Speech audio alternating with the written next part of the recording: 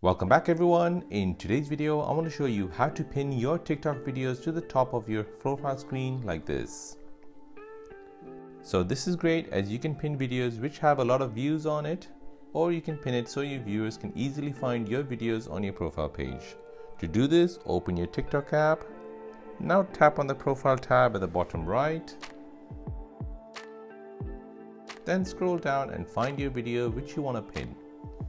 Tap on the video, then tap on the three dots just below the comment icon. Now tap on pin.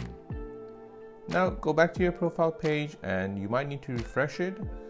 After refreshing, you should see that specific video pinned to the top of your profile page.